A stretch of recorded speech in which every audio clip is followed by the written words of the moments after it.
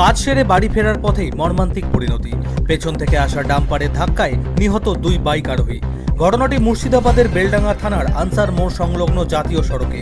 Police সূত্রে জানা গিয়েছে, নিহত দুই যুবকের নাম ঘোষ মোহাম্মদ এবং মনিরুল জামান। দুজনেরই বাড়ি নওপুকুরিয়া নবাব বাড়ি গ্রামে। পেশায় তারা চুল প্রসেসিং এর মিস্ত্রি ছিলেন। মজমপুরে কাজ সেরে বাড়ি ফিরছিলেন দুজনে। আনসার মোড়ের কাছে আচমকায় পেছন থেকে একটি ডাম্পার তাদের বাইকে সজোরে ধাক্কা মারে। ধাক্কার অভিঘাতে রাস্তায় ছিটকে পড়ে দুজনেই ডাম্পারের চাকার তলে চলে যান এবং সেখানেই চাকার তলে পিষ্ট হয়ে ঘটনাস্থলেই প্রাণ হারান একজন। স্থানীয়দের সাহায্যে পুলিশ তাদের উদ্ধার করে বেলডাঙ্গা ব্লক স্বাস্থ্য কেন্দ্রে নিয়ে যায়। সেইখানে একজনকে নিহত ঘোষণা করা হয়। এই দুর্ঘটনায় এলাকায় নেমে এসেছে শোকের ছায়া। মৃতদেহ দুটি ময়না তদন্তে ইতিমধ্যেই পাঠিয়েছে পুলিশ। কিভাবে ঘটল এই দুর্ঘটনা, ডাম্পারটির চালক কে ছিলেন তা খতিয়ে দেখতে ইতিমধ্যেই তদন্ত শুরু করেছে police. Bureau report, Bangla news.